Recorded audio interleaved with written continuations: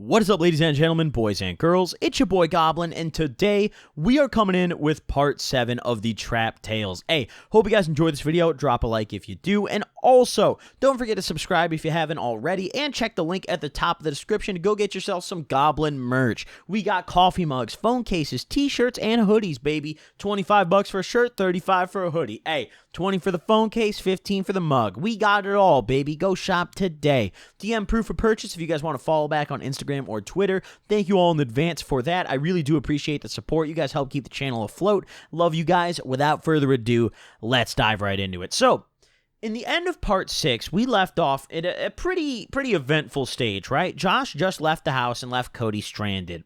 And also, we're now stranded too. Like, Cody and myself are both stranded. Josh is AWOL, never to be heard from again. I literally haven't spoken to him since this, right?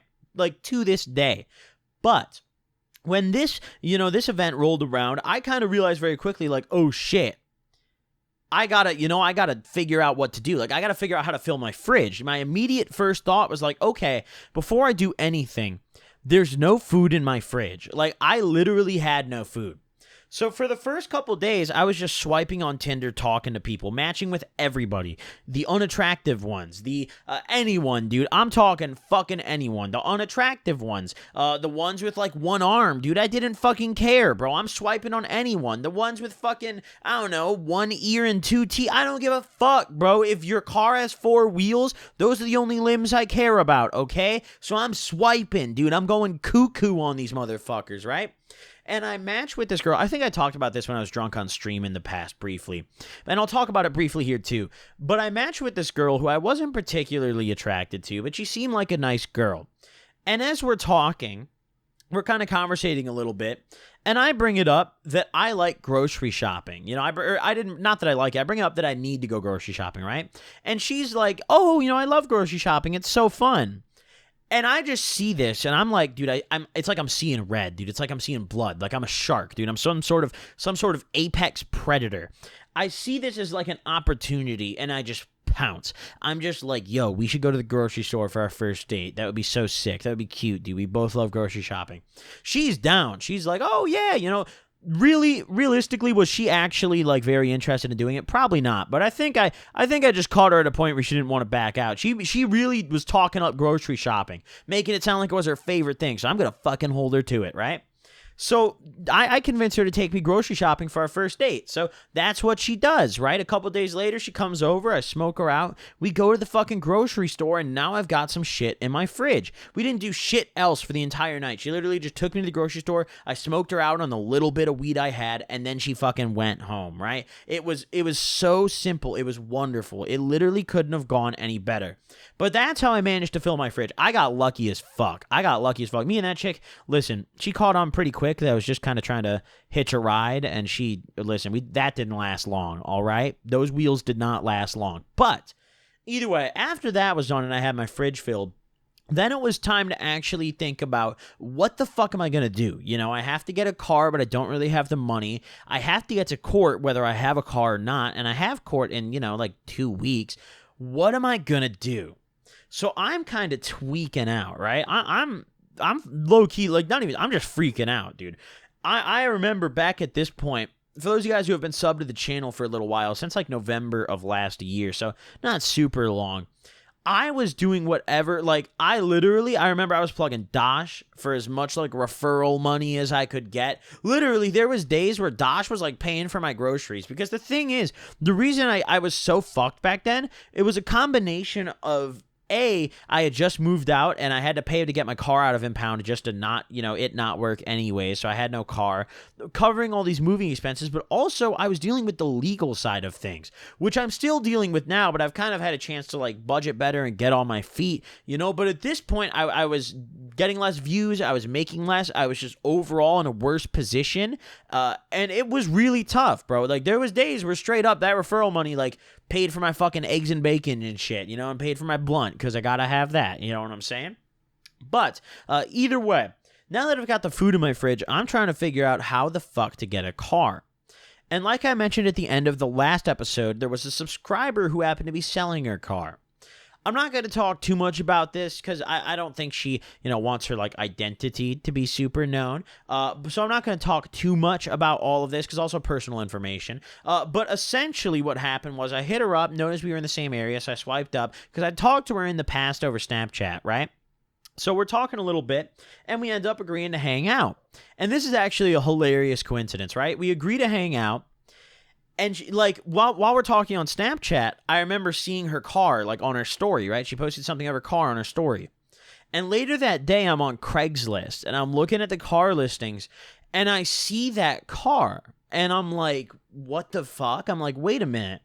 And I'm looking at the listing, so I hit up the number. And I didn't have this girl's phone number yet. I only had her, like, Snapchat, right? So I text the number, and I still, like, I don't just say, hey, is this you? I just text the number, and I'm like, hey, like, is this car still available, right? And she replies, and she's like, yeah. So I schedule a date to see the car. And then after that, I hit her up on Snapchat, and I'm like, yo, are you fucking selling your car right now? And she's like, yeah, how'd you know that? And I'm like, I just booked an appointment with you, I think. And she's like, oh, what the fuck? So that was a done deal, right? I was very, very, like, literally, this was the most heaven-sent lucky find ever because I got a great deal. I paid $1,500 for the thing, which is a steal considering I never put anything but fucking oil into it. Literally, oil and gas is the only work I did to the thing. Did not do fuck all else to the car, and it drove just fine, right? But, like, I'm talking, I would drive this thing 3 hours north and 3 hours back. I would road trip this thing like 6 hours both ways, right? This thing made the distance, but either way, I end up finding out that she's selling the car. So I'm like, oh, bring that fucking car over, yo. Like, bring that shit here. So she comes over, right? And she drives over in the car. We meet for the first time. I say hello. I've got some weed, but she doesn't really smoke, right? So we go get some liquor.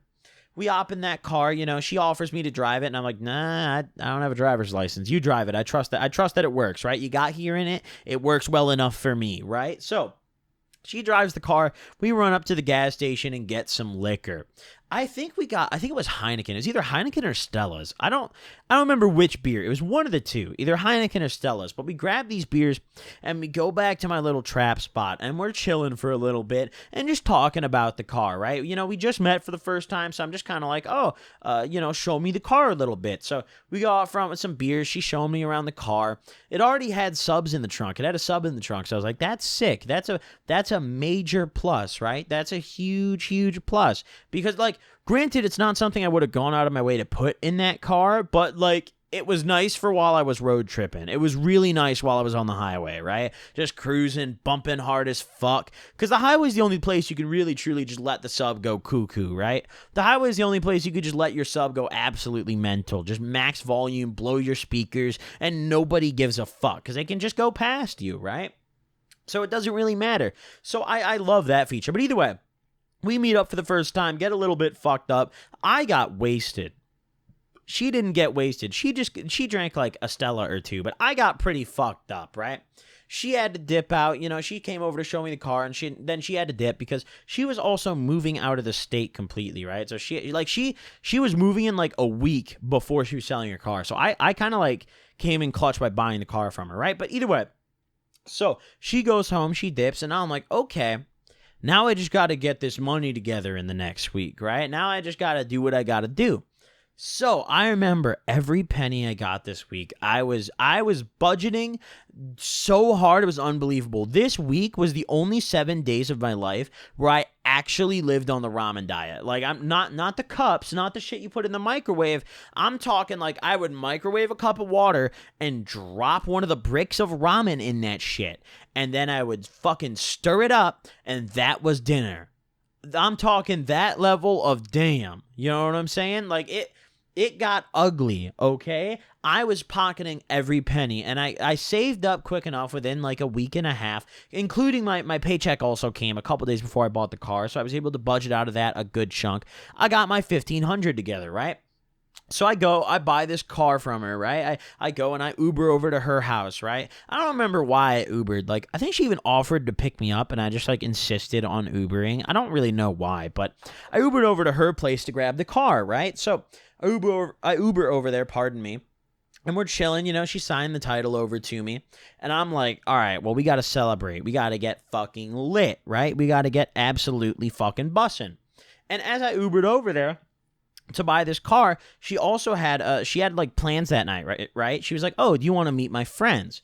I'm like, "Yeah, I'll meet some of your friends, whatever, sounds good," right? So she kind of fills me in. She's like, "Yeah, I got this group of people coming over. I don't really know many of them that well. It's like this one guy I met on Tinder a little while ago, and then he's got some like other friends, and then I have friends." And I'm like, "Okay, yeah, I want to meet people. Like, I need to meet people. So, yeah, this is exactly what I've been looking for. Like, yes, bring these people over, right?" So she's like, "Bet."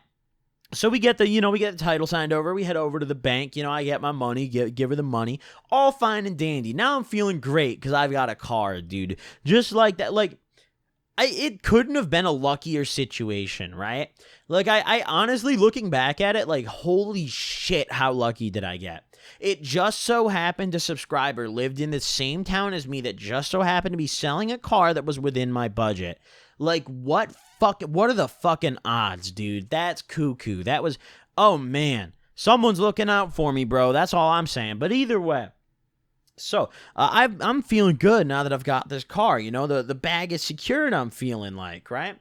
So, I'm chilling, I'm chilling out, and we go to the gas station, and I have her go in and get some drinks, because she was 21 and I wasn't, right? So she goes in, gets some drinks, comes back out. Now we are living good, dude. Now we are fucking chilling. We're going back, and listen, I'll admit, I drank some womanly drinks this night, I drank some womanly drinks this night. There was she had some other friends who were also females that were going to be coming over. I was like, okay, I could drink some I could try to fit in with the crowd.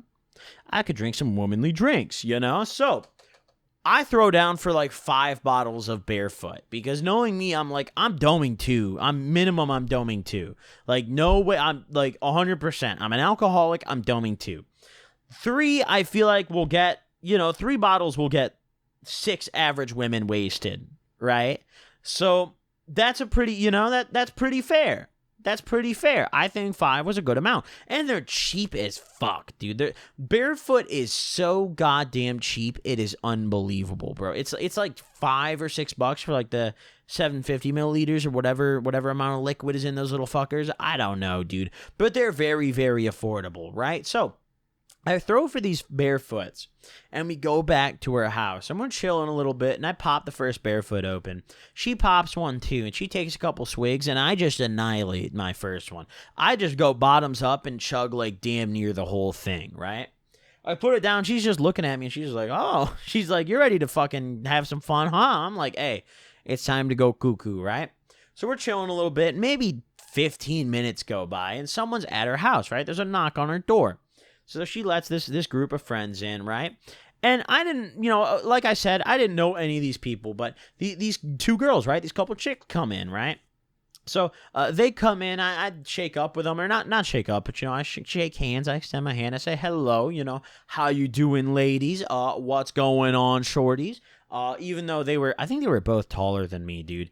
There was one chick who was particularly tall. There was this one girl who literally had like 8 inches on me, bro. Like, this chick was towering over me. But then there was this other chick who wasn't as tall. And then after that, there was also these guys that came over, right? There was this one dude who came with those 2 girls. And then later, there was this other guy who showed up out of nowhere. And out of all the people that showed up, I didn't like any of these people except for the one guy, right? The friends of hers that showed up, listen. No offense to them, not my kind of people. They didn't show up with any weed, and all they showed up with was cheap vodka. A, I'm not a big vodka guy. And B, if I'm drinking, I better have some fucking weed, dude. If I don't have weed, I'm not drinking. 100%. No way, right? So, this last dude shows up who we're going to call Brad. And Brad pulls up. No, we'll call him. No, I use Brad too much. We'll call him. Oh, God. What's another B name? I'm trying to think. We'll call him Bob. So Bob pulls up, right? And I tap up Bob. And I had asked everyone who showed up here prior to Bob if they had any weed. And they all said no. And I asked if anyone had a plug. And the one tall chick said yes. But then the guy never answered her. So I was like, fuck this shit. This guy pulls up. And I asked him if he's got some weed. He's like, yeah, I got some on me. You want to smoke? I'm like, my fucking man. Of course I want to smoke. Yes, dude. So, of course, I'm lit. This guy goes out to his car. He comes back in. He's got a fucking bong, dude. He's got this little Percy bong. He's got some pot, dude. And we just start smoking and chilling. And, oh, my God, bro. Let me tell you right now, this guy was a godsend. He had some pack, bro. I don't know what strain it was. I didn't ask, but I was pretty impressed with this guy's weed. I was like, this is some smoke. Like, listen, where I am in this area, it's a much more rural area than where I used to live. So the weed down here is just never as good. But this guy had some weed that I would have brought back up north to the homies, right? He had some weed that I'd be comfortable bringing to the sesh up north with the homies, with the good shit. It was some good pack for sure. It smoked nice as fuck. So we're smoking, chatting a little bit, and I'm getting to know the guy. And I ended up getting him on Snapchat. Haven't talked to him in a while, but either way, he was like the only cool guy of the entire fucking evening, right? The only cool guy of the entire evening. But nevertheless, I felt like I made a friend, so it was a success, right? So eventually, the night rolls around, all fine and dandy, and I sober up. I kind of stopped drinking after everyone gets there. Like, I was gonna down the second bottle, but as everyone got there, I realized, like, oh, like, it's not really that lit, and no one's really even that fucked up, Like, these people are, like, no one's really getting intoxicated, Like, I had the bottles of Barefoot, but I wasn't really offering them to anyone because I didn't care, So, me being a nice guy, when my time came, when I decided, hey, I'm pretty sober at this point, besides being a little stoned, the Barefoot I drank like 5 hours ago is worn off. It's time for me to get the fuck out of here, right? I left all my other bottles of Barefoot in the girl's kitchen, right? I was just like, fuck it.